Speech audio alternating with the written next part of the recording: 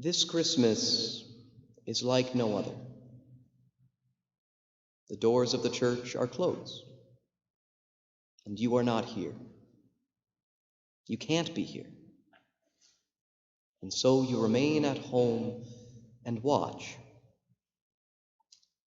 And while it's better than nothing, it's still not the same. We've been asked to give up much this year. Easter and Christmas, family gatherings, visits to friends. And some have been asked to give up more. Some have lost their jobs, their relatives, and even their very lives. We are suffering. Some are desperate. And those of us who believe ask the question, God, where are you? When are you going to show yourself? Now, we do believe that God has power over all things, which makes the question even more pressing. Why doesn't he do something? Now, here is what I want you to think of. How many people were asking that very same question, God, where are you? That very first Christmas night. Perhaps there was a Jewish mother who lived in Jerusalem and had her son taken by the Romans. Was he in prison? Would they let him live?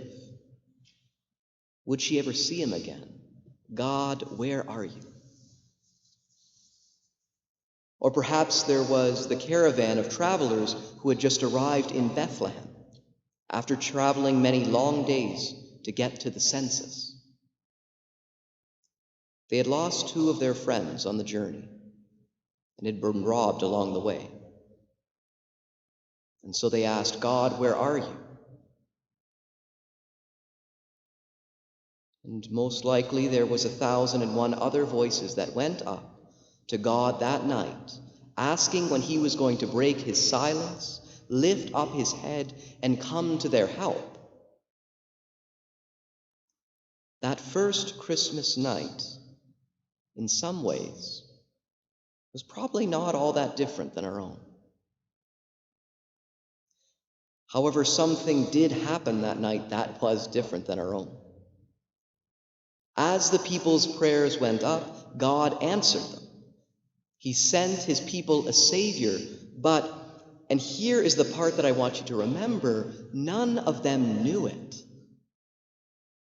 That night, as that Jewish mother prayed for her son, she did not know that God was sending his own son as a Savior. That night, as the travelers prayed for their friends who had died, they did not know that God was sending one who would raise the dead himself. No one knew. No one could know. Because God chose to answer their prayers in the stillness of the night,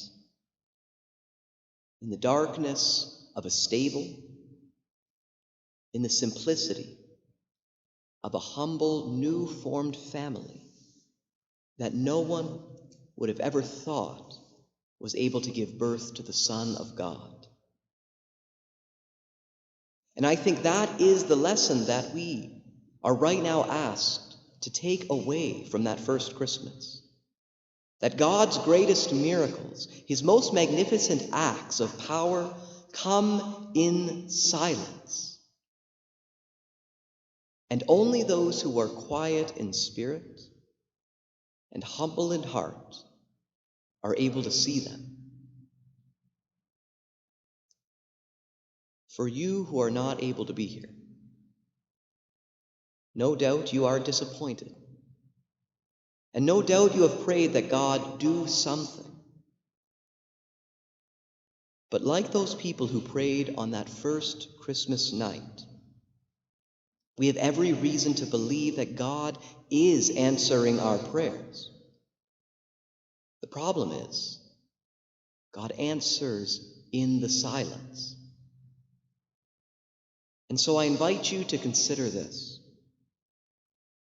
Perhaps the reason why you are at home tonight, the reason why the big gathering has been canceled, the reason why this Christmas is like no other, is perhaps because God has a word to speak to you,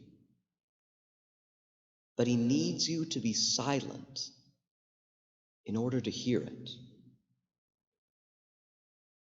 And so I invite you to listen in this silent night, to quiet your heart and to wait for what God has to speak.